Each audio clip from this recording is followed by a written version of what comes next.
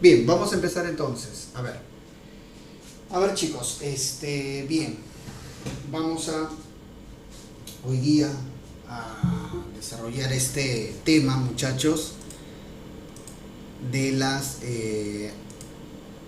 segunda mitad del siglo XIX. Muy bien, nosotros la sesión anterior habíamos hecho todo lo que había sido prácticamente la primera mitad del siglo XIX. Vimos la era napoleónica, el Congreso de Viena, la restauración absolutista, las revoluciones liberales, también vimos el proceso de las unificaciones de Italia, de Alemania, la guerra de secesión norteamericana y la era Meiji, la occidentalización de Japón. Eso lo vimos en la sesión anterior. Entonces hoy día lo que vamos a ver es la segunda mitad del siglo XIX y ahí nos encontramos con este tema que es muy preguntado en los exámenes de admisión, en lo que son las preguntas de historia universal. Me refiero a las revoluciones industriales. Muy bien, entonces vamos a desarrollar este tema sumamente importante. Muy bien, las revoluciones industriales, donde comienza el uso de las máquinas, ¿no?, en la producción, el uso de las máquinas, y eso va a revolucionar completamente la economía y la sociedad en conjunto.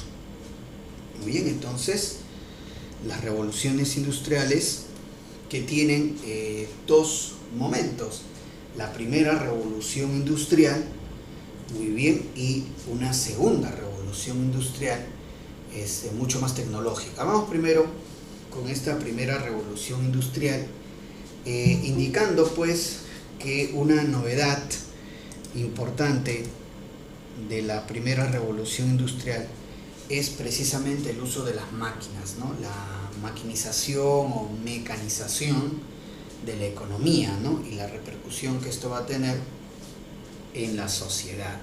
Muy bien, entonces lo primero que vemos por acá cuando uno estudia las revoluciones industriales es lo siguiente, ¿no? Muy bien, acá lo ponemos todo. La primera revolución industrial empieza en Inglaterra. Perfecto, claro que sí.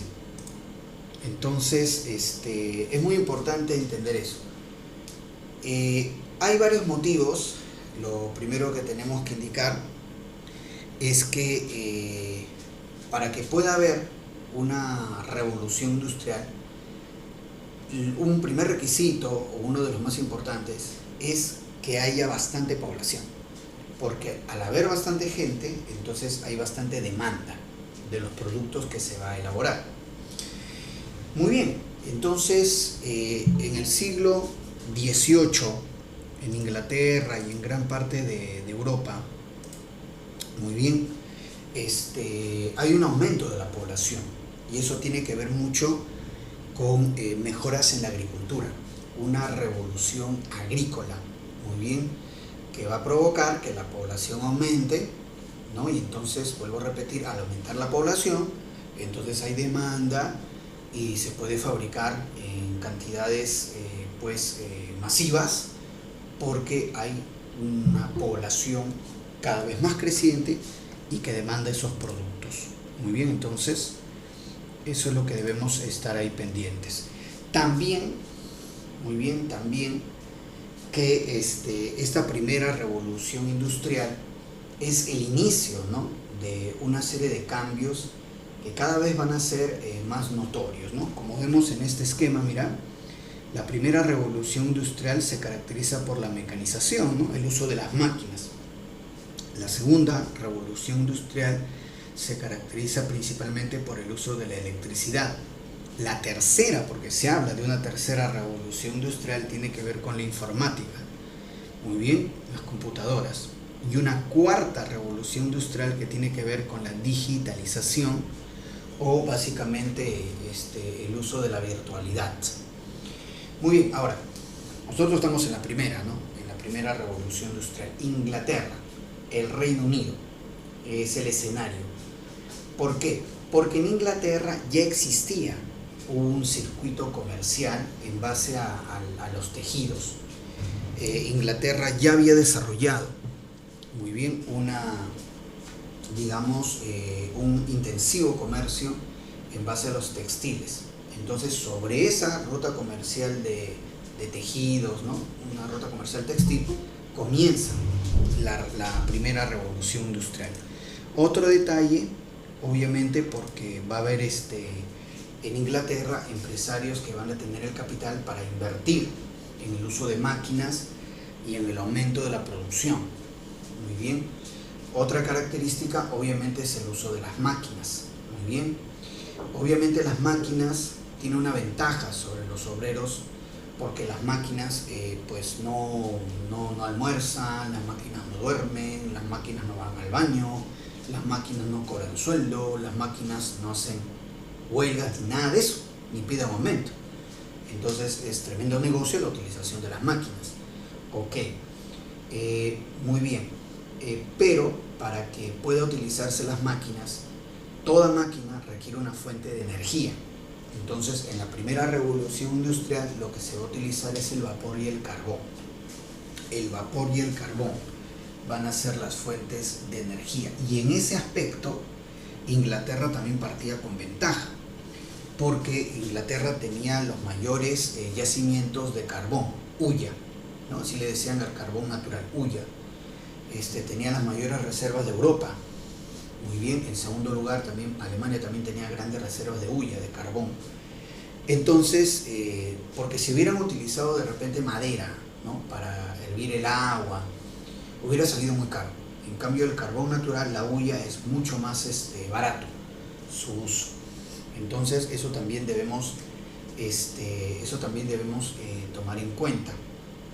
Ahora, justamente la primera industria que se va a desarrollar en base a las máquinas en Inglaterra fue la industria textil. Por eso vamos a ver varias máquinas referidas a la industria textil, a todo lo que son los tejidos, telares, etcétera, ¿no? Como les digo, ya había un comercio textil y las máquinas entonces van a estar dirigidas al área de los tejidos. Muy bien, eso es lo que también debemos tomar en cuenta. Muy bien, entonces justamente vemos acá, ¿no?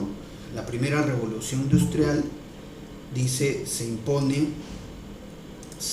la sociedad capitalista, la industrialización.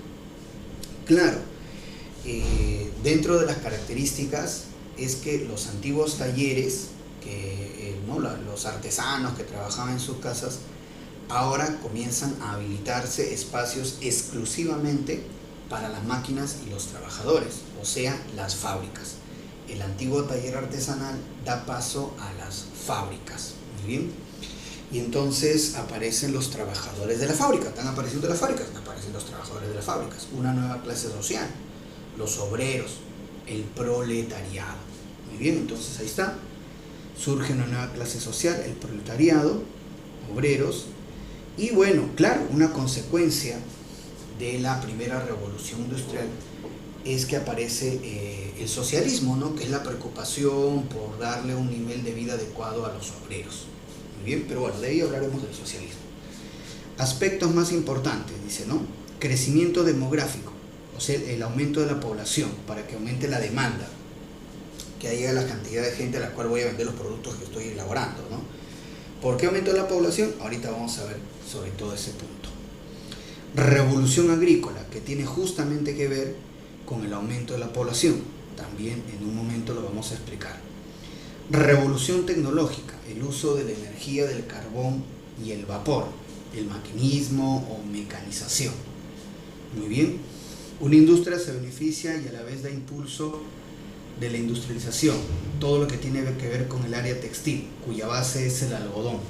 Muy bien, el algodón no se cultiva en Europa. En Europa básicamente se utilizaba la lana. El algodón, los británicos lo van a traer bastante, primero sobre todo de la India. La India por eso jugó un papel muy importante, era la principal colonia de los británicos porque de ahí traían la materia prima que ellos necesitaban, que era el algodón. Muy bien. Ahora, justamente en ese punto quiero indicarte lo siguiente, ¿no? Que en Inglaterra se da un cambio de propiedad, porque inicialmente, digamos, grandes zonas, ¿no? Rurales estaban en manos de comunidades campesinas, lo que se llamaba los open field o campos abiertos.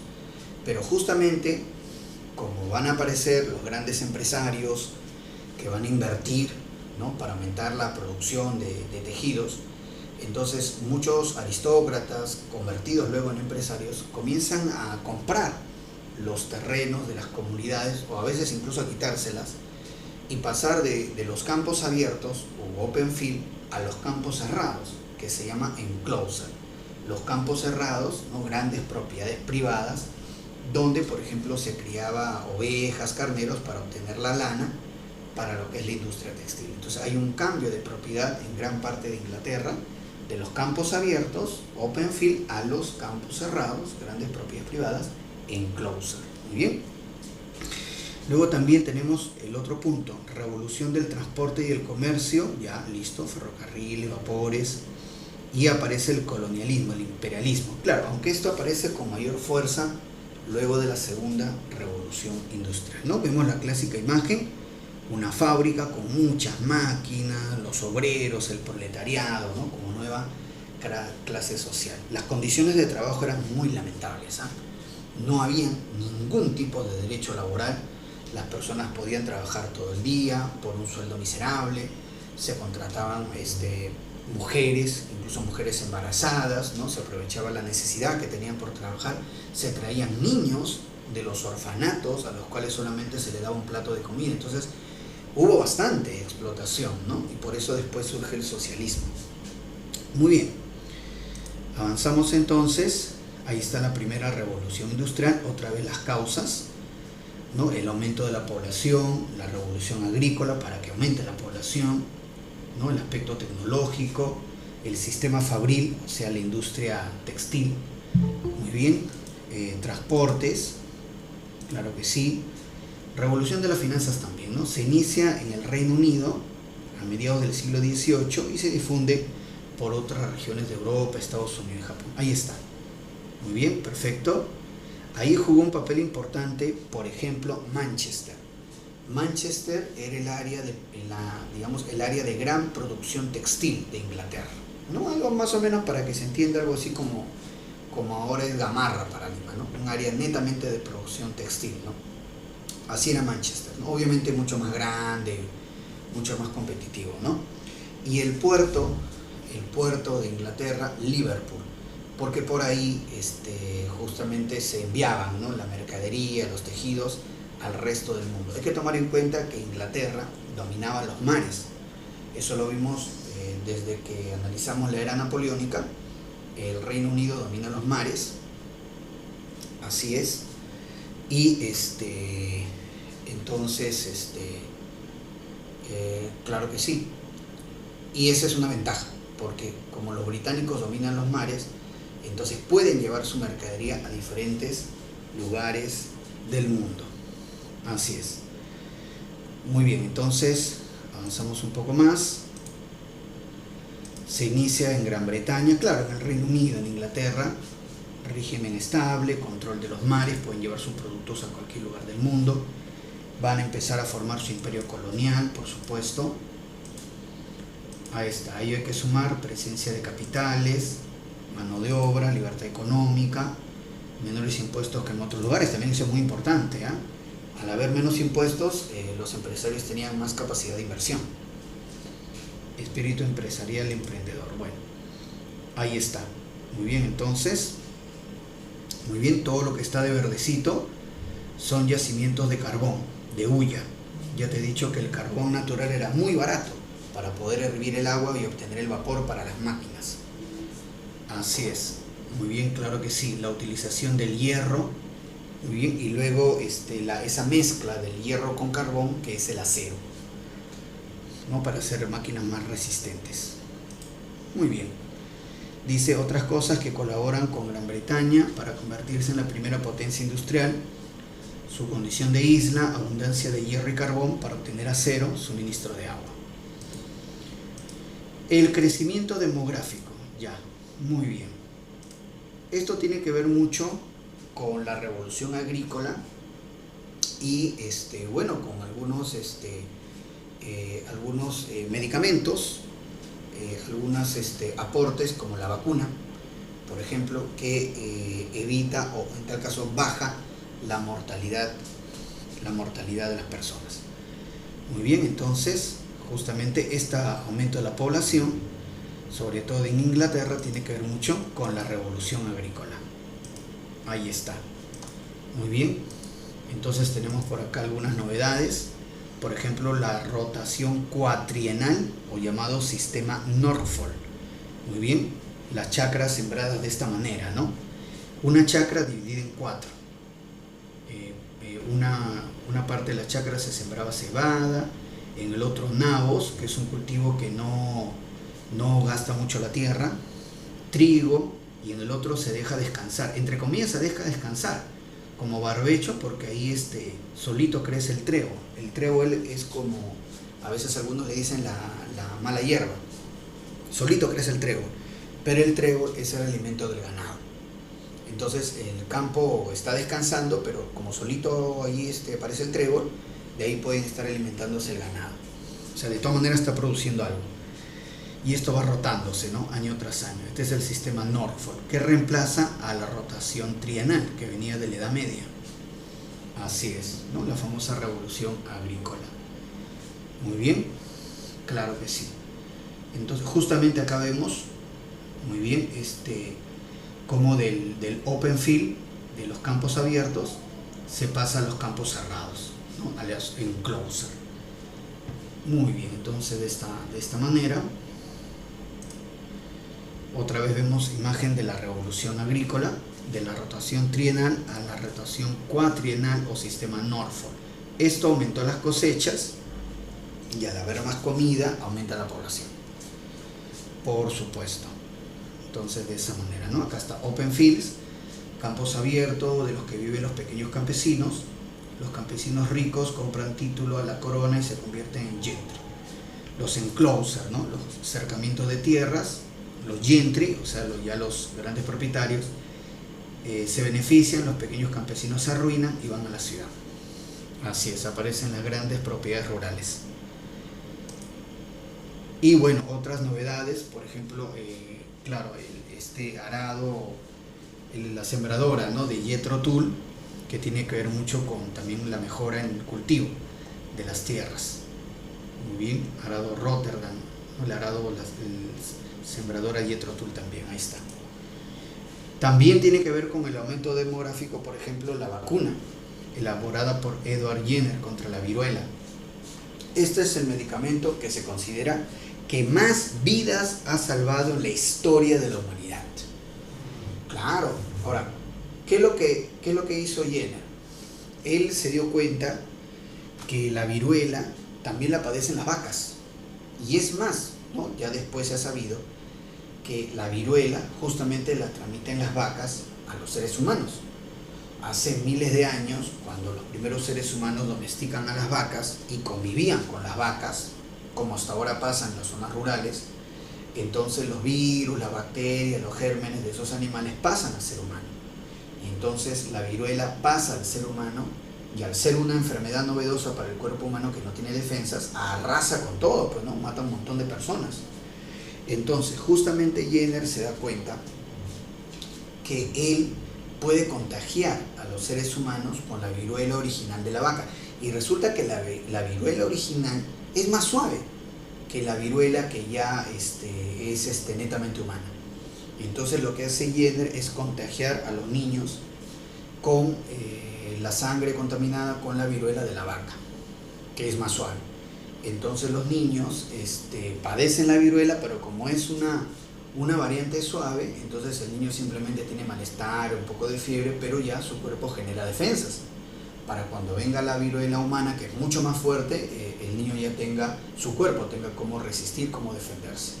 El principio de la vacuna. Entonces justamente se llama así, y se llama vacuna porque está tomando pues la viruela de la vaca, del ganado vacuno, para crear defensas en los cuerpos de los niños. Vuelvo a repetirte que esta vacuna de Jenner es considerada pues lo que más vidas ha salvado en la historia del mundo. Y así entonces, mejorando la agricultura con las novedades que te dije, ¿no? La separadora mecánica de Jethro Tull, la rotación cuatrienal, ¿no? Sistema Norfolk, también la llegada de la papa. La papa revolucionó lo que es la alimentación europea, porque la papa es un cultivo relativamente barato y muy alimenticio, ¿no? Carbohidrato. Entonces, claro que sí, la papa también ayudó a que mejore las condiciones de vida de los europeos. E inventos como la vacuna. Muy bien, entonces ya se da el aumento en la población, ¿no? Ahí está. La máquina a vapor, inventado por James Watt, es la máquina símbolo de la primera revolución industrial, porque justamente todas las demás máquinas utilizan el vapor y el carbón como fuente de energía. Esta máquina a vapor de James Watt tiene un antecedente en la bomba a vapor de Newcomen. La famosa bomba a vapor de Newcomen es el antecedente directo de esta máquina a vapor. Muy bien, símbolo de la primera revolución industrial. Otros inventos, y mira, todos estos inventos tienen que ver con la industria textil, ¿no? Ahí está, mira, la lanzadera volante, que es como una primitiva máquina de coser, la spinning jenny, que era una hiladora, el telar hidráulico de Arkwright, la spinning jenny, también hiladora. Ahí está, ¿no? Entonces todo esto tiene que ver con el rubro textil. Muy bien, así es. Ahí está. Muy bien. Los telares, tejidos. Ahí está. Entonces esto es muy importante. Muy importante entender. Perfecto, perfecto.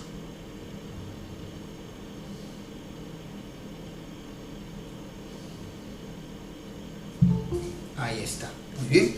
Avanzamos entonces. Avanzamos un poquito más con las imágenes. Ahí está, mira cómo se utiliza, ¿no? La spinning jenny, cómo convierte el algodón en hilos. Muy bien, ahí está. Fuentes de energía, carbón y vapor. Máquina a vapor, bueno, la bomba a vapor, ¿no? De Newcomen, y luego ya la máquina a vapor de James Watt. Muy bien, la locomotora de George Stephenson, importante, y el barco a vapor Clermont, muy bien, por Robert Fulton, en los Estados Unidos, ¿no? Ahora mira, la historia de la locomotora, de la primera locomotora es bien curiosa, ¿no? Porque se hizo un concurso público. Se hizo un concurso público para ver quién podía inventar, ¿no? Una máquina para que arrastre vagones. Incluso ya habían puesto los rieles entre Manchester y Liverpool. Manchester, que era la zona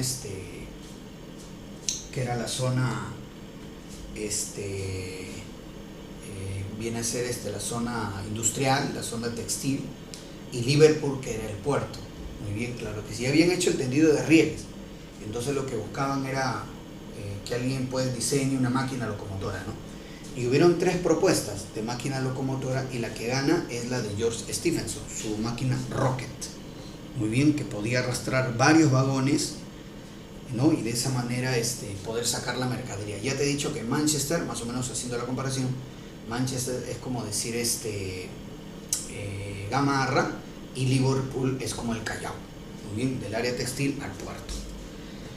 Muy bien, entonces también aparecen novedades en el transporte. Ahí está. Esta es la locomotora Rocket de Stephenson. Muy bien, ahí está, mira, acá han recreado esa primera locomotora. Perfecto, importante. Primera línea ferroviaria Liverpool-Manchester. Muy bien, y en el caso del barco a vapor, en el río Hudson, en Estados Unidos. Ahí está. Otra imagen del barco a vapor Clermont de Fulton. Y bueno, acá la importancia de los ferrocarriles también para el transporte, no solamente de mercancías, sino también para el transporte de personas. El auto a vapor de Nicolas Cugnot. Ahí está el auto a vapor. Todo era vapor. Otros inventos también es la fotografía. de George Niepce. La fotografía también aparece en la primera revolución industrial. Muy bien. Y bueno, por acá, como te dije, aparecen los obreros. Este es el movimiento de Net Lud, o conocido también como el movimiento ludita. Eran obreros que fueron despedidos, ¿no?, para ser reemplazados por máquinas. Y en un primer momento, los obreros despedidos, ¿qué es lo que hacían? De noche entraban a las máquinas y destrozaban, ¿no? De noche entraban a las fábricas, y destrozaban las máquinas. Destrozaban las máquinas para forzar a los empresarios a volverlos a contratar a ellos. Ese es el movimiento ludita, que destruía las máquinas de noche para, repito, forzar a los empresarios a volver a contratarlos a ellos, ¿no? En Francia hubo algo parecido, que era el movimiento sabotage, ¿no? De ahí viene la palabra sabotaje. Pero esto duró un poco tiempo, porque de ahí crecen bastante las fábricas y se volvió a contratar bastante personal. Este es el esquema de la primera revolución industrial. Vamos con la segunda revolución industrial. La segunda revolución industrial es mucho más tecnológica, ¿no? Vamos a ver entonces. Ahí está. Muy bien. Segunda revolución industrial. Se inicia en Estados Unidos y Alemania. Y la fuente de energía va a ser la electricidad y el petróleo. Así como en la primera revolución industrial, la industria textil fue la más desarrollada, y sobre todo Inglaterra, además Londres era llamado el taller del mundo. Londres era llamado así, el taller del mundo. En el caso de la segunda revolución industrial, la industria más desarrollada fue la industria petroquímica.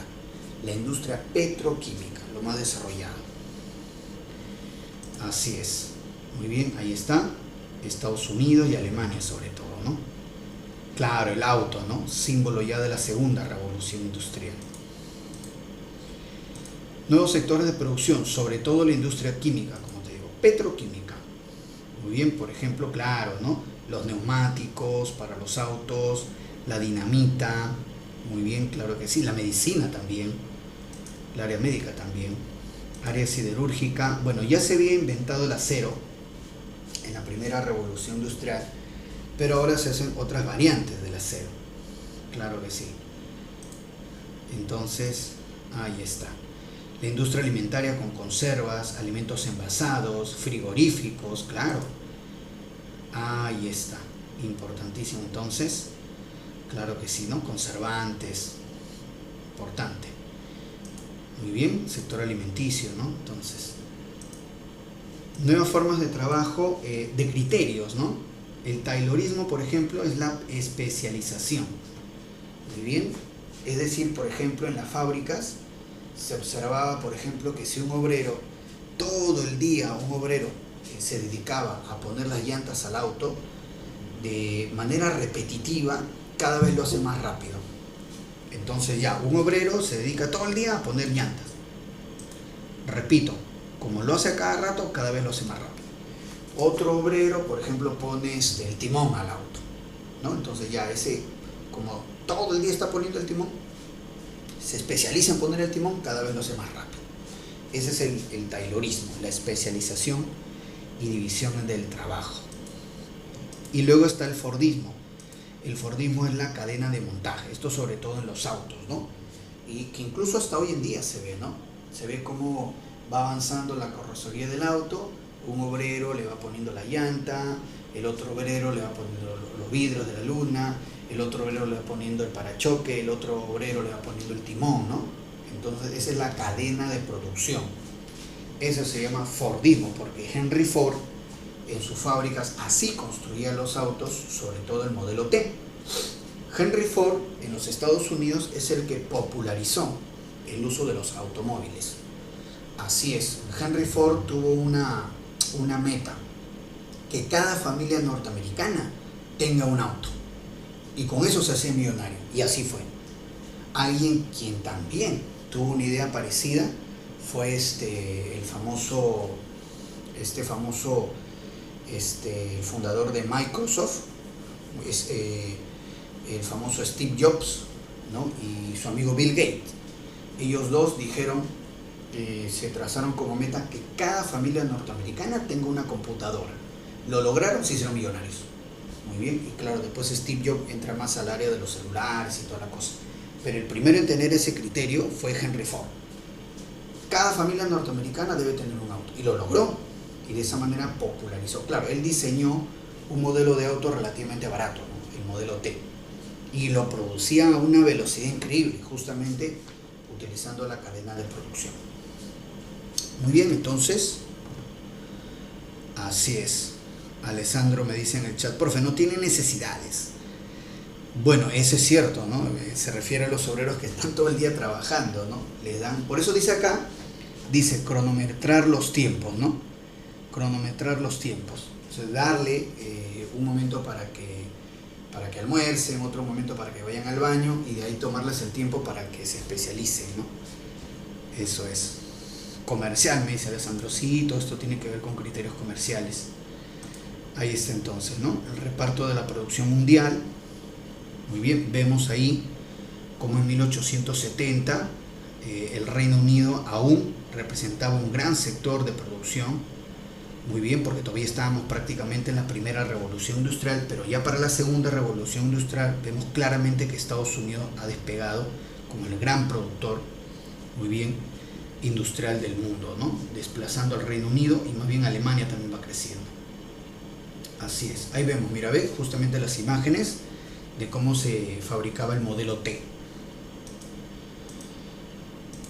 Nuevas formas de concentración de capital, claro, también, por supuesto. Por ejemplo, tenemos, pero estas concentraciones de capital obviamente estaban prohibidas, porque siempre se buscaba el libre mercado, la competencia. Por ejemplo, el cártel son cuando varios empresarios se ponen de acuerdo en fijar un precio para no competir, en perjuicio del consumidor, ¿sí o no? Imagínate, ¿no? Los que venden celulares, llega un arreglo, que los próximos modelos que vengan de celulares, sea el que sea, todos los van a vender a 3.000 soles. Y así nadie pierde, ¿no? Pero claro, eso es ilegal, eso es un cártel, porque va en contra del consumidor, no hay competencia. Luego, por ejemplo, el trust dice, ¿no? Fusión de empresas de un mismo ramo para crear una nueva empresa. Claro, o sea, el trust ya es casi un monopolio. El monopolio estaba prohibido, ¿eh? Y el primer caso de monopolio se vio en los Estados Unidos. En los Estados Unidos, el empresario John Rockefeller, y acuérdate ese nombre, John Rockefeller creó una industria petrolera, la industria Rockefeller, petrolera. Muy bien, él compraba el petróleo bien barato, Rockefeller, y él lo procesaba en su refinería, y como era el único que procesaba, el único que tenía una refinería, vendía carísimo la gasolina, el queroseno, el alquitrán, esas cosas. Y fue denunciado en los Estados Unidos, y el Congreso norteamericano dio la ley Sherman, y con la ley Sherman se le obligó a Rockefeller a vender parte de su empresa, para que así se cree una nueva empresa con la cual él tenga que competir. Y sí, él tuvo que vender parte de su empresa, y ahí aparece, por ejemplo, el Standard Oil, otra empresa, Chevron, y de esa manera la ley Sherman es la primera en el mundo que va en contra del monopolio, porque el monopolio perjudica al consumidor y no es libre mercado. Así es. Muy bien. Alessandro me dice, profe, oligopolio también, claro, oligopolio también. Entonces, pero el caso de la ley Sherman es contra el monopolio, ¿ya? Luego dice por acá el holding, ¿no? Que también es un grupo financiero, un mismo grupo financiero que tiene varios sectores de inversión, pero al final prácticamente son los mismos dueños. Entonces es otra versión casi de monopolio, ¿no? Todo esto comienza a prohibirse, ¿eh? Los cárteles, el trust, el holding, el monopolio. Y nuevos inventos en el contexto de la segunda revolución industrial, ¿no? Claro que sí. En la siderúrgica, en el convertidor de Bessemer se hacen variantes del acero. En lo que es la química, por ejemplo, la dinamita. Muy bien. En comunicaciones, el teléfono, claro, con Meucci y Graham Bell. Muy bien. Los neumáticos, por supuesto. La telegrafía sin hilos, con Marconi. Los hermanos Wright, lo que son los aviones. Muy bien. la radiofonía con Guillermo Marconi, el cine con los hermanos Lumière, entre otros. Bien, entonces de esa manera, ¿no? La bombilla eléctrica con Alva Edison. Ahí está entonces, la bombilla eléctrica, invento de Alva Edison.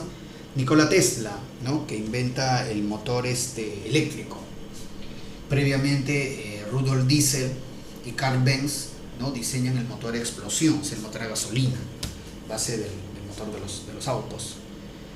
Nikola Tesla, ¿no? Inventor del motor eléctrico, aunque luego se volvió loco, ¿no? Ya en sus últimos años él quiso fabricar una antena para comunicarse con los extraterrestres, con los marcianos, ya pobrecito. Muy bien. Bueno, acá vemos justamente los hermanos Wright, muy bien, Orville, muy bien, y Wilbur Wright. Ellos hacen el primer vuelo de la historia, ¿no? Iniciando entonces la historia de los aeroplanos. Así es. Bueno, este es el esquema entonces de la segunda revolución industrial. Una consecuencia, porque mira, hemos visto que una primera consecuencia, ¿no? de la primera revolución industrial es que aparecen justamente los trabajadores, los obreros, el proletariado, y aparece el socialismo tras la primera revolución industrial.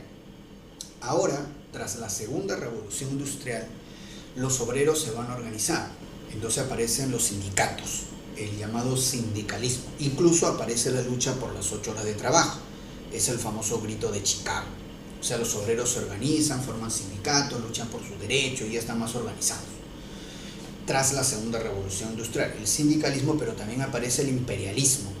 El imperialismo va a ser esa lucha política, militar, de los países poderosos por controlar países débiles, para obtener materias primas, mano de obra, muy bien, para obtener también zonas de control estratégico. Eso se llama imperialismo. Hoy en día, por ejemplo, lo estamos viendo, ¿no? Hemos escuchado, seguramente ustedes han escuchado, el ataque de Rusia sobre el país llamado Ucrania, ¿no? Supuestamente un país independiente, ¿no? Supuestamente un país independiente, pero débil. Entonces, ¿qué es lo que hace Rusia? Controla Ucrania. Así de simple. Porque lo quiero controlar, porque puedo hacerlo, porque asumo Ucrania como una zona de expansión, como una zona que yo debo manejar, y va, pues ya está. Supuestamente es un país independiente, esto tiene soberanía, nada, tío. Yo soy poderoso, en el caso de Rusia, y lo invado, pues. Se acabó. Entonces, eso es una forma de imperialismo. El abuso de un país poderoso sobre un país débil. Buscando, por ejemplo, en el caso de Rusia, aparentemente, el control de una zona estratégica. Muy bien. Puede ser para el control de un recurso, puede ser para el control de una mano de obra o un mercado nuevo también, ¿no? Ese es el imperialismo. Muy bien, entonces, el socialismo es la preocupación justamente por los obreros, por la explotación obrera. Yo te dije que cuando aparecen las primeras fábricas no había ningún derecho laboral, los obreros eran sumamente maltratados, les pagaban una miseria, se les hacía trabajar pues a veces hasta 14, 15 horas diarias, imagínate. O sea, entrabas a las 7 de la mañana y salías a las 10 de la noche, o sea, no tenías vida prácticamente. Pagaban una miseria, contrataban mujeres embarazadas, traían niños de orfanato, los cuales ni siquiera les pagaban, simplemente les daban de comer y los tenían todo el día trabajando. Las condiciones de trabajo eran horribles, horribles, horribles. Un calor inmenso en medio de la sociedad, así tenían que trabajar. Por eso es que surge la preocupación acerca de los obreros, ¿no? El socialismo, la cuestión social, la cuestión obrera. Muy bien, los socialistas. Los socialistas son intelectuales, gente que no trabaja. O sea, me refiero, no hace un trabajo manual, ¿no? Está todo el día pensando. Es curioso, ¿no? El socialismo prácticamente lo crean los que no trabajan, pensando en los que sí trabajan, ¿no? Entonces es curioso, ¿no? Pero bueno, en fin. Vamos a ver. Entonces, bueno, ahí está el ludismo. Yo les dije que Ned Ludd era un obrero que destruía las máquinas para forzar a que los vuelvan a contratar a los obreros despedidos. Luego el sindicalismo, ¿no? Bueno, eso es después de la segunda revolución industrial. Muy bien. El cartismo en Inglaterra es el pedido para el sufragio universal. Así es. Y bueno, ¿no? Entonces ahí está. Es una ideología que se preocupa, ¿no?, de la cuestión obrera, la búsqueda de una justicia social. El socialismo utópico busca un entendimiento entre los obreros y los empresarios, ¿no?, o burgueses, como también se le empieza a llamar. O en tal caso, el socialismo utópico pretende crear una nueva sociedad sin explotación. Se le llama utópico porque, bueno, a veces sus planteamientos estaban muy alejados de la realidad. El principal representante es el conde de Saint-Simon. Él es el principal representante del socialismo utópico. Muy bien. Otro, por ejemplo, es Charles Fourier. Charles Fourier, por ejemplo, hizo unas comunidades industriales llamadas falansterios. Fracasó. Supuestamente eran comunidades donde no había explotación, todo el mundo trabajaba por igual, pero fracasó, y eso es algo que los socialistas nunca han terminado de asimilar, que sus propuestas económicas no sirven porque están alejadas de la realidad, y por eso hasta ahora por lo menos siempre fracasan. Robert Owen, él por ejemplo crea también una comunidad industrial llamada New Harmony en los Estados Unidos, supuestamente sin explotación, todos trabajaban igual. Fue un fracaso. Muy bien. Y luego viene el socialismo científico de Karl Marx. Muy bien. Ahora, Karl Marx nos habla de la lucha de clases, de un antagonismo, ¿no?, buenos y malos, ¿no? El grupo minoritario que se aprovecha de los demás, que son los malos, ¿no? El grupo mayoritario, el pueblo, son los buenitos, ¿no? Entonces, malos y buenos, y obviamente uno tiene que estar con los buenos, ¿no?, supuestamente. Pero este marxismo científico de Karl Marx y Federico Engels es tramposo y es muy manipulador. Ellos también hablaban de la plusvalía, que es la ganancia que obtiene el empresario tras la explotación del obrero. Hablaban de la dictadura del proletariado. O sea, a diferencia de los utópicos, Marx hablaba que los obreros debían organizarse y tomar el poder mediante una revolución. ¿Qué significa revolución? Lucha armada. Una acción violenta, como había sido la Revolución Francesa, donde hasta mataron al rey, ¿te acuerdas? Fue la guillotina. Entonces, cuando Marx habla de revolución, habla de una lucha armada. Muy bien, Marx no cree en democracia. Marx no cree en elecciones, ¿no? Esas son tonterías, ¿no? O como un político dijo, pelotudeces. Marx dice que los obreros deben organizarse y mediante la revolución, la lucha armada, violencia, tomar el poder. Por eso, en algunos países de Europa está prohibido el marxismo, porque el marxismo no es democrático. El marxismo siempre propone la lucha armada, ir en contra de la democracia más bien. Por eso en algunos lugares está prohibido. Bueno, entonces, ¿por qué te digo que es manipulador esto? Por lo siguiente, mira, escucha. ¿Qué dice el marxismo, no? ¿Y qué dicen incluso aquellos que enseñan desde un punto de vista marxista y ni siquiera se han dado cuenta? Dice, a ver, amo explota al esclavo. ¿Quién es el bueno? El esclavo. ¿Quién es el malo? El amo, ¿sí o no? Luego, en la Edad Media, el señor feudal explota al siervo. ¿Quién es el bueno? El siervo. ¿Quién es el malo? El señor feudal. Ni vuelta que darle, tenemos que estar con los buenos, ¿sí o no? Ni modo, no, tú eres el diablo. Entonces tenemos que estar con los buenos, ¿sí o no? Ya, listo. Ya, entonces. Y luego, el capitalista burgués explota al obrero. ¿Quién es el bueno? El obrero. ¿Quién es el malo? El capitalista, el empresario. Ya está. Por lo tanto, siempre tenemos que apoyar a los obreros. Pregunta, ¿qué partidos políticos apoyan a los obreros? ¿Los partidos políticos de derecha o de izquierda? De izquierda, ¿sí o no? Entonces, como tú eres bueno, entonces siempre tienes que apoyar partidos políticos de izquierda. Listo, se acabó la discusión. Ya está. Y entonces ese mensaje lo repiten,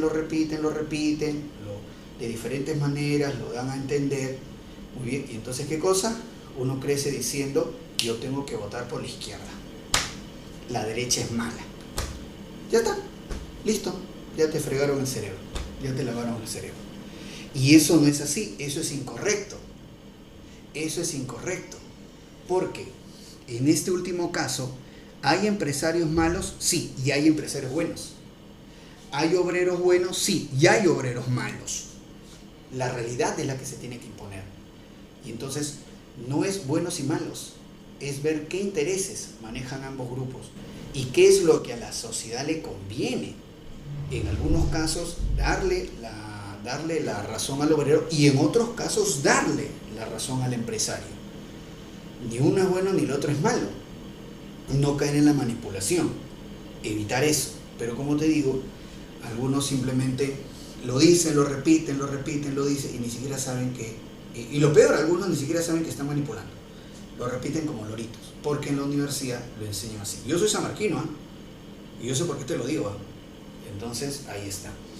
Pero como yo soy buena gente, te estoy dando el otro escenario. Muy bien.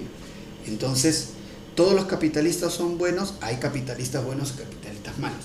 Hay obreros buenos y obreros malos. No podemos estigmatizar, no manejemos estereotipos. No manejemos estereotipos, salgamos de eso, veamos la realidad, qué es lo que le conviene a la sociedad. A veces le conviene apoyar a los empresarios, por supuesto que sí. A veces les conviene apoyar a los obreros. ¿Y por qué no hacemos mejor, sacamos lo bueno de uno y lo de otro? Más chévere, ¿no? Entonces, y para eso tengo que dejar de estigmatizar a cada uno de ellos. ¿Ya?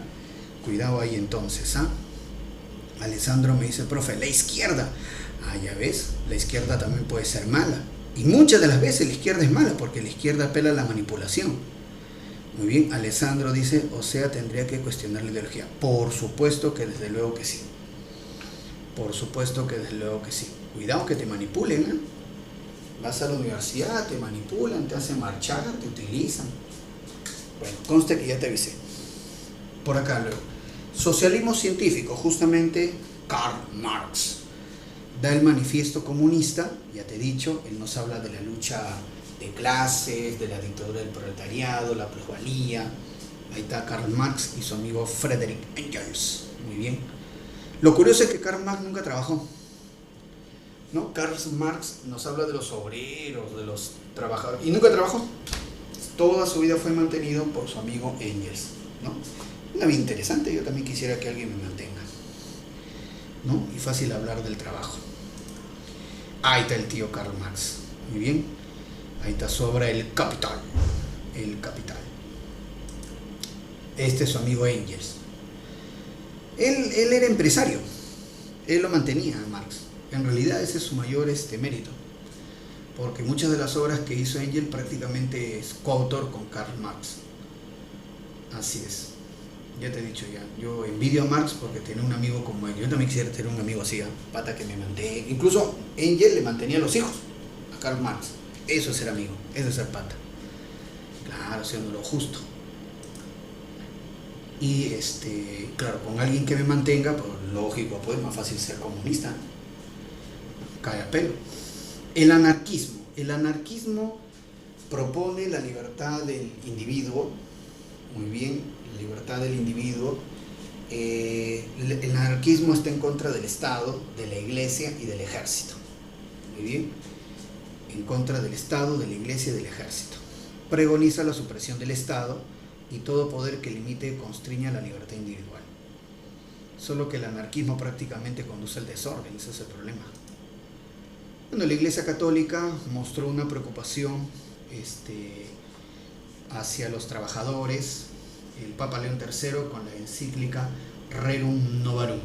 Ahí está, condena la explotación capitalista y la violencia revolucionaria en el obrero, ¿no? Una preocupación de la Iglesia Católica en torno a la cuestión laboral. Y bueno, organizaciones obreras que van apareciendo, ¿no? La Segunda Internacional. Bueno, vamos entonces ahora a resolver estas preguntitas, chicos, ¿ya? Vamos a resolver estas preguntitas, por favor. A ver. Vamos a resolverlo. Sí, mira de lo que hemos hablado, a ver.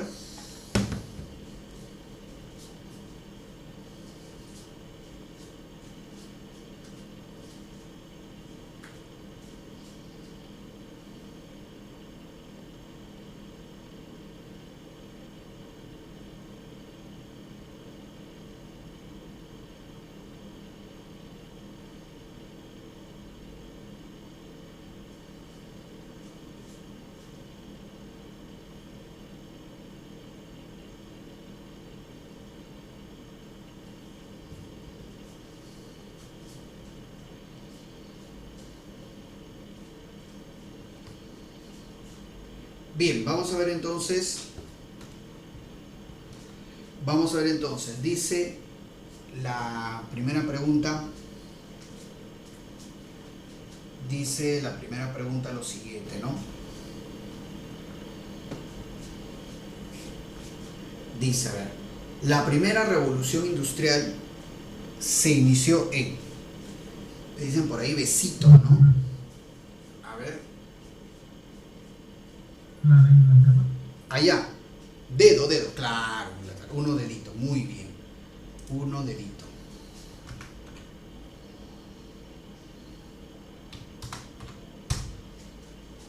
Uno dedito. Vamos con la pregunta 2. Dice, consecuencia social de la primera revolución industrial. Consecuencia social. A ver, vamos a ver, me dicen dos de... La aparición del proletariado, claro.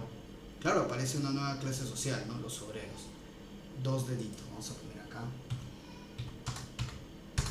Dos deditos. Siguiente, 3. La fuente de energía de la primera revolución industrial fue. Claro, el carbón y vapor.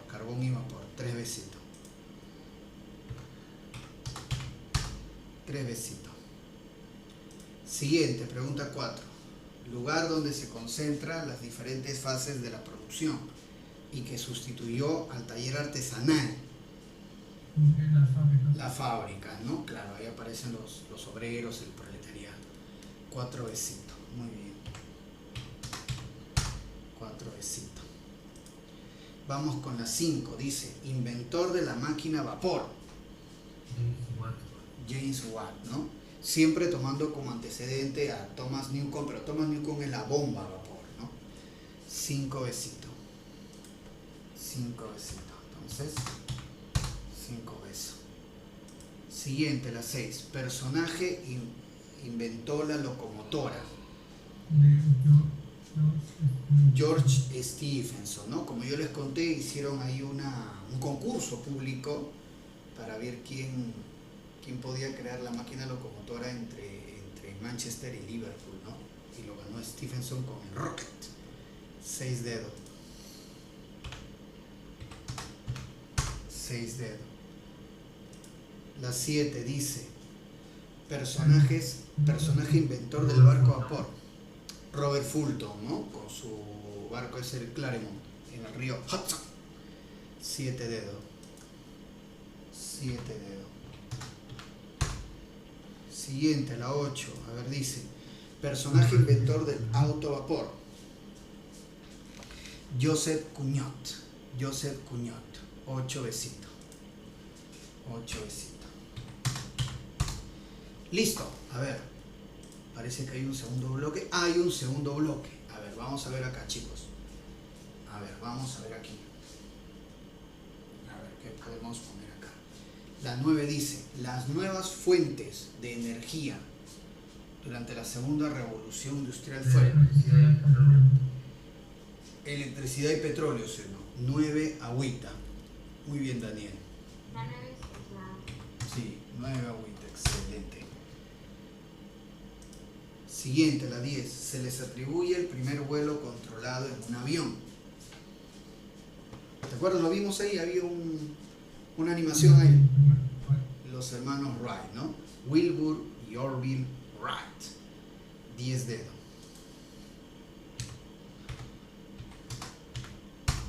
10 dedos. 11. Inventó y patentó la bombilla eléctrica. Tomás Alva Edison. 11 besitos. Que también inventó el fonógrafo, ¿no? Y el antecesor de la radio.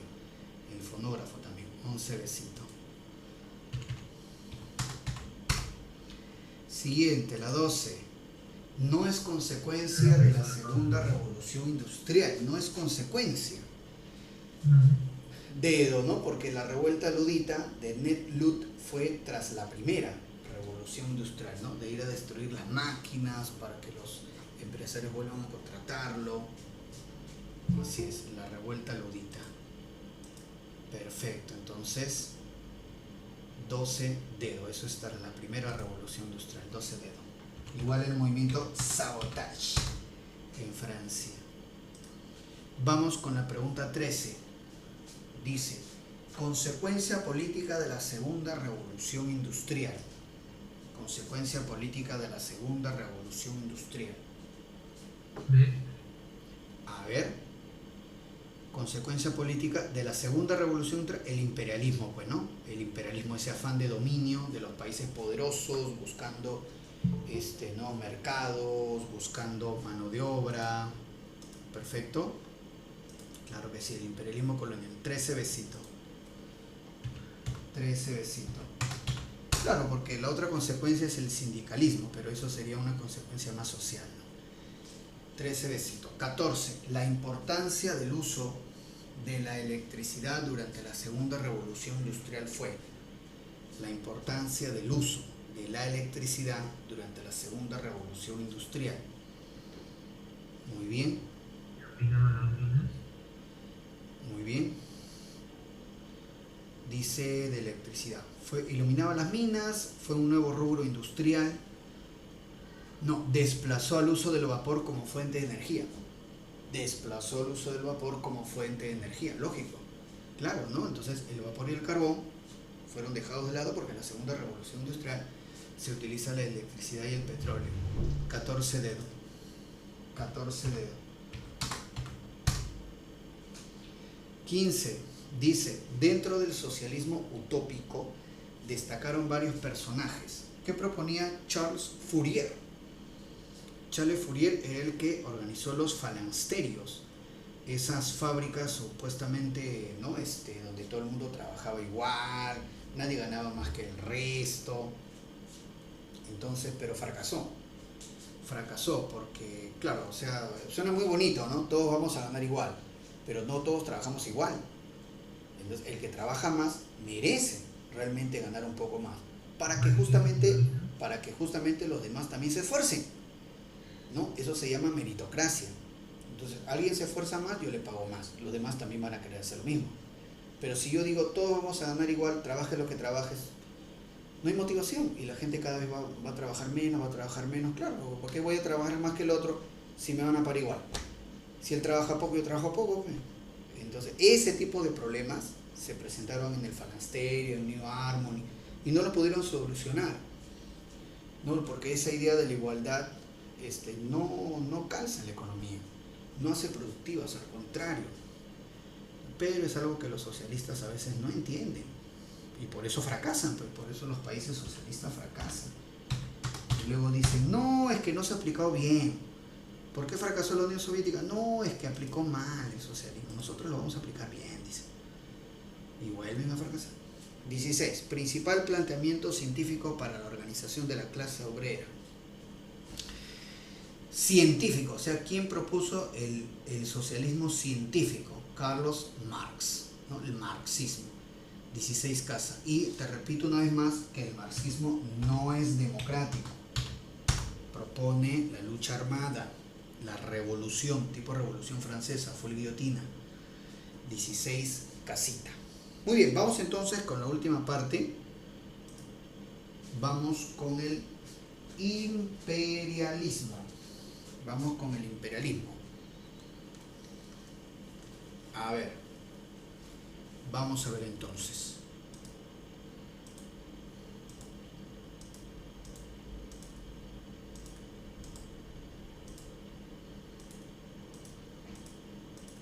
Uy, perdón.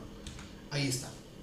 El imperialismo entonces, pues, es la dominación abusiva, ¿no? Por parte de los países poderosos sobre los países débiles. Vuelvo a repetirles que estamos viendo en estos días un caso de imperialismo de Rusia hacia Ucrania. Muy bien, así es simple. Te invado porque me da la gana, porque puedo hacerlo, pero un problema, ya está listo. Entonces ahí está. Proceso político que va desde finales del siglo XIX hasta inicios del siglo XX. Protagonizada por las potencias europeas, Estados Unidos y Japón. Países industrializados adquieren colonias a Asia, África, Oceanía y América, generalmente de forma abusiva. Muy bien. Entonces, profe, ¿por qué está la reina Victoria acá? Porque el Reino Unido fue la principal potencia imperialista de fines del siglo XIX. Muy bien. Profe, ¿por qué hay acá gente negra? Porque el África fue muy sometida, invadida y a lo que fue el imperialismo. Profe, acá dejo, acá en esta imagen, acá en la parte inferior, China dice, claro, y vemos cómo se la están repartiendo, ¿no? El oso ruso, el león británico, entre otros países más, se van a repartir a China. Para recordar, dice, el Imperio Británico es el más representativo y poderoso. Luego dice, la hegemonía británica coincide con la era victoriana, en referencia a la reina Victoria, ¿no? La época coincide también desde el final de la Guerra Franco-Prusiana con la llamada paz armada. Es cierto, ¿no? Coincide plenamente con la paz armada y prácticamente termina con la Primera Guerra Mundial. A ver, causa política. Búsqueda de prestigio entre los países industrializados, control de puntos estratégicos, control de rutas marítimas. Muy bien, así es. Causas económicas, búsqueda de regiones donde obtener materias primas, mano de obra barata, control de mercados, colocación de exceso de capitales, o sea, dónde invertir también. Causas demográficas, claro, llevar la población en exceso. Eso le pasó, por ejemplo, al Reino Unido. El Reino Unido llevó población británica ¿a dónde? A Australia, a Canadá, a Sudáfrica. Por eso es que en esos países hay bastante gente blanca. Llevar el exceso de población a las colonias. Y una cuarta causa, ideológicas. Muy bien, los europeos hablaban de la misión civilizadora. Sí, los británicos decían que ellos, por ser blancos, tenían todo el derecho de dominar el mundo. Por ser blancos. Yo soy blanco.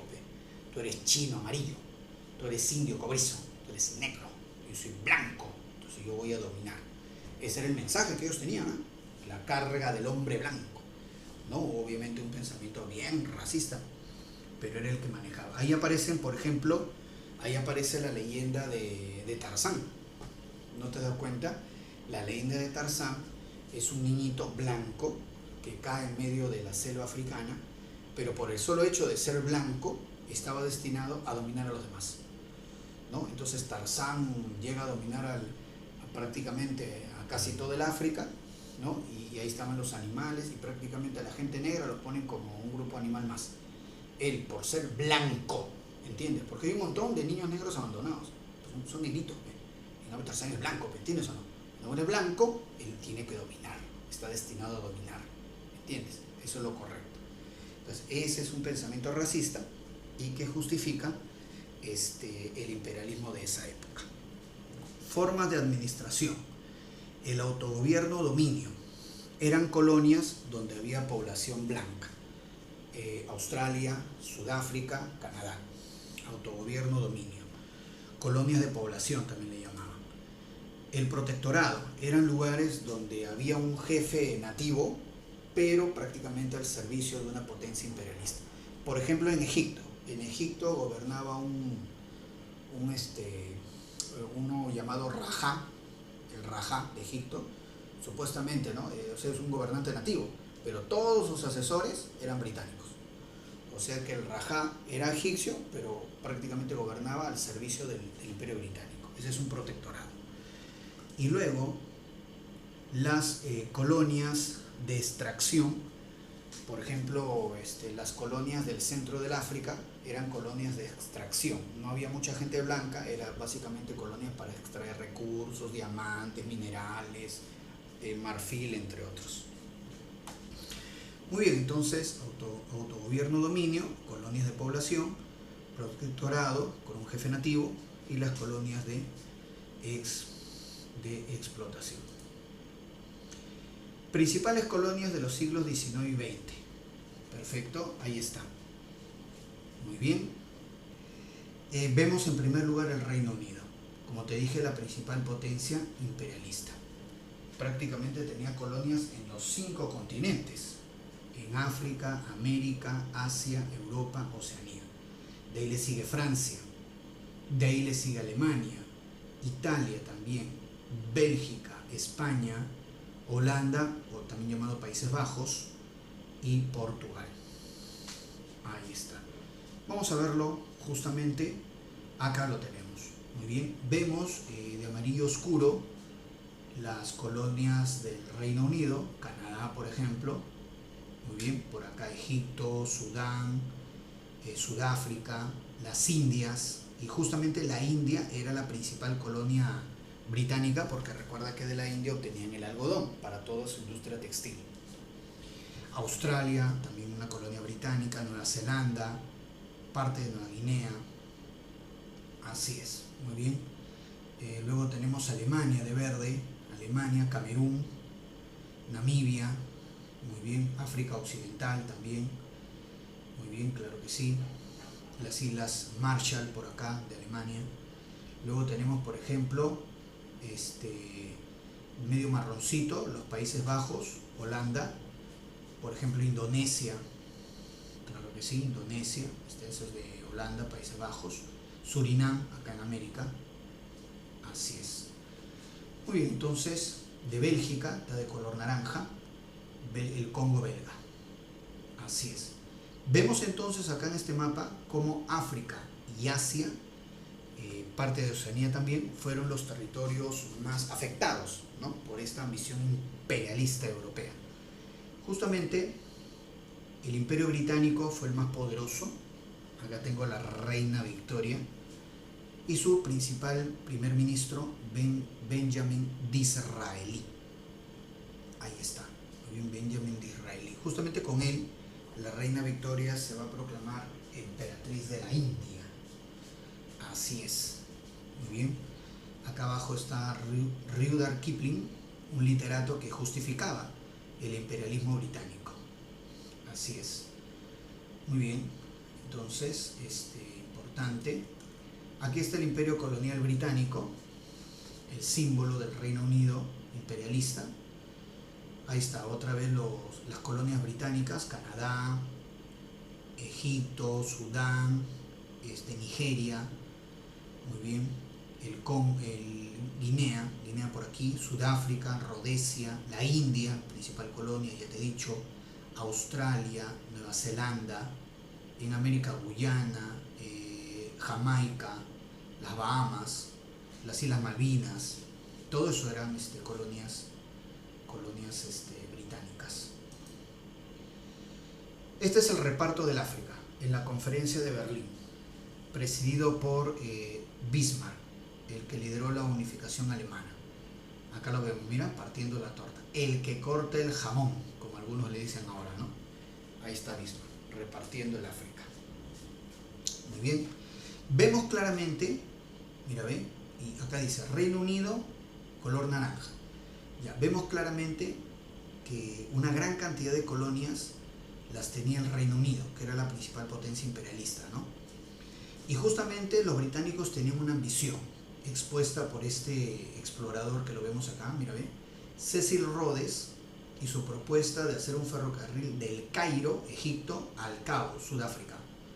O sea, y lo vemos acá, mira, un pie en el Cairo, Egipto, y el otro pie en el Cabo, Sudáfrica. O sea que la ambición de los británicos era tener colonias desde Egipto hasta Sudáfrica, y casi lo logran, pero mira, acá había una colonia alemana, ¿no?, que algunos le decían Tanganica, una colonia alemana, pero esa era la ambición de los británicos, del Cairo, Egipto, al Cabo, Sudáfrica. Muy bien, luego de moradito vemos las colonias de Francia, Argelia, el Sahara, Madagascar, Dios mío, ahí están los pingüinos. Muy bien, luego vemos por ejemplo Italia, tenía Libia, Somalia, Etiopía, después incluso va a tener. Muy bien, Alemania tenía como colonia Camerún, Namibia y África Oriental o Tanganica. Y luego acá de un marrón claro, Bélgica, el Congo belga, ¿no? Entonces, las potencias europeas se repartieron de esta manera África en la conferencia de Berlín. Muy bien. Bueno, vemos, este es un explorador, muy bien, un explorador británico en territorio africano, así es. La colonización en Asia, que habíamos mencionado anteriormente. Por ejemplo, claro, mira, ahí está la India, que era la principal colonia del Imperio británico. Muy bien. Ya después, cuando la India se independiza, surgen varios países, ¿no? Pakistán, Bangladesh, entre otros, ¿no? Así es. ¿Y por qué la India era la principal colonia británica? Porque la India proveía de algodón. Por eso, cuando uno ve, por ejemplo, la bandera de la India y los símbolos patrios de la India, hay una rueca, ¿no? Una rueca para hacer hilo. Representa el algodón. Luego Francia tenía Indochina. Indochina, en el sureste del Asia. Indochina lo integraban Vietnam, Laos y Camboya. Esa es la principal colonia francesa en Asia, Indochina. El imperio chino se lo repartieron, por supuesto. Vemos ahí, mira, ven, como si fuera una pizza gigante y la están cortando, ¿no? Ahí vemos a la reina Victoria del Reino Unido. Vemos al Kaiser alemán, al zar de Rusia, Francia, representado por esta mujer, y Japón. Ahí está, mira cómo se reparte en China. Zonas de influencia, ¿no? Rusia por el norte, R. Japón por este lado, la parte que es Corea. Estados Unidos en lo que es Taiwán. Francia en el sur y el Reino Unido por este lado, ¿no? Todo el mundo quería sacar su tajada de China. China era un país grande, extenso, pero muy débil. Incluso algunos le decían a China el país enfermo del Asia. Así es. Muy bien, ahí está entonces. Nuevas potencias imperialistas. Perfecto. Estados Unidos también, claro, comenzó su expansión imperialista, Estados Unidos. Japón también, ¿no? Tras la era Meiji. Tras la era Meiji también, su expansión imperialista. Lógico. Finalmente, la paz armada, que coincide con el imperialismo. Bueno, la paz armada va desde del fin de la guerra franco-prusiana, cuando Prusia se convierte en Alemania y le quita 2 provincias a Francia, Alsacia y Lorena, hasta lo que va a ser la Primera Guerra Mundial. Muy bien.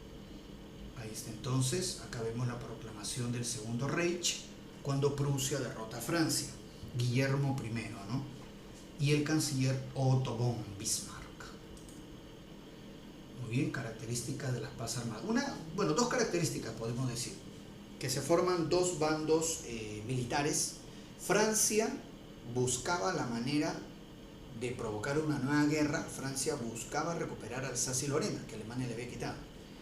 Muy bien, entonces Bismarck, en lo que se llama, y ahorita vamos a ver, ¿no?, la Realpolitik, Bismarck buscaba mantener aislada a Francia. Mientras Francia esté aislada no iba a ser problema. Entonces más bien Bismarck buscaba que Alemania forme alianzas militares. Muy bien, una carrera armamentística fuerte, claro que sí. Eso es lo que, por ejemplo, ahora se anuncia, ¿no?, en Europa, que va a haber una fuerte carrera armamentística, como Rusia ha invadido Ucrania, y de repente no vaya a ser que el señor Putin como ya le permitieron invadir Ucrania, de repente Putin dice, de repente me animo a invadir otros países más, entonces los demás países tienen que prepararse, ¿sí? Entonces van a comprar armamento, van a invertir en industria militar, va a haber una carrera armamentística, por supuesto. Entonces, esta invasión rusa a Ucrania va a marcar un antes y un después, según muchos especialistas. Ahí está Bismarck con la Realpolitik. La Realpolitik. La Realpolitik era pues mantener aislada a Francia. Mientras Francia esté solita, no le va a guerrear a Alemania, porque Alemania es muy poderosa. Si Francia se une a otros países, puede cobrar valentía y puede haber problemas. Pero mientras Francia esté aislada, pasa nada. Y más bien Alemania debe tener alianzas militares. Esa era la idea de Bismarck. Por ejemplo, primero se formó la Liga de los 3 Emperadores. Alemania, Austria-Hungría y Rusia. Pero esta Liga de los 3 Emperadores no duró mucho porque Rusia estaba peleada con Austria. Rusia se va. Y entonces ahí se forma la Triple Alianza. ¿Qué es eso? Alemania, Austria-Hungría e Italia. Esa es la Triple Alianza. Pero Bismarck, sale del gobierno. Muy bien. Bueno, acá tenemos entonces el sistema de alianza, sistema bismarckiano. Ok. Y cuando se va Bismarck del poder, entra pues con todo Guillermo II, el nuevo Kaiser. Muy bien. Pero Guillermo II era muy torpe. Él no continuó la política de Bismarck de mantener aislada a Francia. Entonces Guillermo II le permite, prácticamente de una u otra manera, le permite a Francia formar alianza. Alemania ya tenía su triple alianza con Austria-Hungría e Italia. Francia va a formar la triple entente con el Reino Unido y con Rusia. Y eso van a ser los dos bloques que se van a terminar enfrentando en la Primera Guerra Mundial, ¿verdad? La triple alianza, Alemania, Austria-Hungría e Italia, y el grupo de Francia, Reino Unido y Rusia, la triple entente. Bien, se enfrentan, Primera Guerra Mundial. Entonces todo este momento donde hemos visto, ¿no?, que primero Bismarck quiere mantener aislada a Francia y luego Guillermo II, el Kaiser alemán, no continúa esa política. Todo eso es la paz armada. La última parte de la paz armada, ya en el siglo XX, se llama la Bella Época, la Belle Époque. Los nacionalismos, bueno, ¿no?, esos nacionalismos van a jugar pues un papel protagónico para el inicio de la Primera Guerra Mundial. Y bueno, ya en 1914 se va a dar entonces la Primera Guerra Mundial, ¿no? Carrera armamentística, por supuesto. Y bueno, el asesinato de Francisco Fernando, eso ya tiene que ver mucho con la Primera Guerra Mundial. Vamos a ir acabando resolviendo estas preguntitas, chicos, ¿sí? Vamos a ir acabando resolviendo estas preguntitas. A ver, pregunta 17. Dice, potencia que colonizó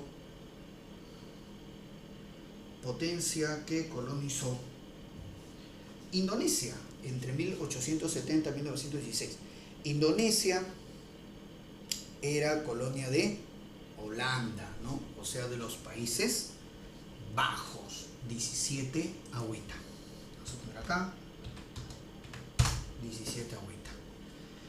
Vamos con la 18. A ver, creo que alguien por ahí quería participar. A ver. Pregunta 18. Factor social que impulsó el imperialismo. Factor social que impulsó el imperialismo. Agüita, me dice Alessandro. Agüita, racimada patea. A ver. No, el factor social es que, por ejemplo, a Sudáfrica, a Canadá y a Australia, el Reino Unido llevó su exceso de población. Entonces, esa población creciente lo lleva a las colonias. Muy bien, entonces, 18 dedo. 18 dedo. Vamos con la 19. Lugar que fue objeto de reparto en la conferencia de Berlín de fines del siglo XIX. Bismarck hace el reparto como si fuera un queque, como si fuera una torta, o como dicen ahora, el que corta el jamón. ¿Qué continentes se repartieron en la conferencia de Berlín? Daniel me dice, agüita, profe. África, muy bien. 19 agüita. 19 agüita. Vamos con la 20. Dice, el imperio colonial británico se proveía de algodón de, su principal colonia, la joya de la corona, algunos le decían así, ¿no? La joya de la corona, la India, ¿no? 20 casita, muy bien, 20 casa, perfecto, muy bien. Vamos entonces con la segunda columna, 21. El principal objetivo exterior que tenía la política del canciller Otto von Bismarck durante el Segundo Reich se refiere a la primera parte de la paz armada. A la primera parte de la paz armada, en donde Bismarck hacía que Alemania forme alianzas militares para mantener ¿qué cosa? Para mantener aislada. ¿Formar la triple alianza? Ya, pero recuerda que el objetivo era que Alemania tenga alianzas y mantener a Francia aislada. Mientras Francia esté solita, no va a haber guerra, tío. Pero si Francia logra formar grupo, ahí se va a tener. Y ahí se ocurre. Ni bien Francia formó la triple entente y ya se dio el escenario para la Primera Guerra Mundial. 21 dedito. 21 dedito. Ahora, Bismarck sale del gobierno, asume el mando Guillermo II y Guillermo II deja que Francia forme su grupo y ahí la fregó. Vamos con la 22. Una de las características que llegó a tener la política exterior del Kaiser alemán Guillermo II Hohenzollern a inicios del siglo XX. Bien, Guillermo II fue un gobernante torpe porque no solamente deja que Francia forme grupo, sino que Guillermo II compite marítimamente con el Reino Unido. Comienza a fabricar a Alemania un montón de barcos, poniendo en duda el dominio marítimo que tenía el Reino Unido. El Reino Unido va a ver con desconfianza a Alemania y el Reino Unido se une a Francia, pues, para hacer grupo contra Alemania. Se siente amenazada el Reino Unido. Fue un error de Guillermo II. 22 casa. 22 casa. Siguiente pregunta. 23. Una zona de rivalidad en los afanes expansionistas de puntos suspensivos fue la península de los Balcanes al sureste europeo. Muy bien, bueno, en la península de los Balcanes las dos grandes potencias que rivalizaban eran Austria y Rusia. Y en base a eso se va a dar las condiciones para la Primera Guerra Mundial. 23 casa. 23 casa. Y la 24. A ver, ¿qué dice la pregunta 24? Muy bien, dice: durante el periodo de la paz armada, los estados de Austria, Rusia y Alemania formaron una alianza política denominada Austria, Rusia y Alemania. No duró mucho porque Rusia estaba peleada con Austria, precisamente por los Balcanes. Rusia se va y después, ¿no?, Alemania y Austria buscan a Italia, en lo que va a ser la Triple Alianza. Pero antes de la Triple Alianza estuvo esta agrupación, Austria, Rusia y Alemania, lo que fue la Liga de los Tres Emperadores. La Liga de los Tres Emperadores. Vuelvo a repetir que no duró mucho esta alianza entre Austria, Rusia y Alemania, porque Austria y Rusia estaban peleadas. Rusia se va, ahí entra Italia y recién ahí surge la Triple Alianza. Austria, Rusia y Alemania era la Liga de los Tres Emperadores. 24 dedo. 24 dedo. Muy bien, chicos, vamos entonces a llegar hasta acá. Mira, ve, hemos avanzado.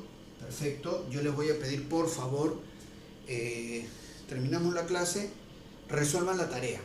¿Ya? Hay una tarea en la plataforma, resuélvanla, por favor. Yo les aconsejo que lo hagan de una vez porque tienen los conocimientos frescos. Claro, esa tarea se cierra mañana, a las 10 de la mañana, pero, o sea, digamos que se pueden tomar un tiempito, pero la recomendación es que lo hagan de inmediato. ¿Ya? Hagan, por favor, la tarea, está en la plataforma. ¿Ya? Por favor, resuelvan la tarea que está en la plataforma. Listo, muchachos, nos vemos. Cuídense bastante. Nos vemos, cuídense bastante, chicos. ¿Está? Nos vemos, muchachos, nos vemos. No hay ninguna pregunta, ¿no? No hay ninguna pregunta, ¿no? ¿Todo bien? Todo bien, listo. Ya, chévere, Daniel, nos vemos.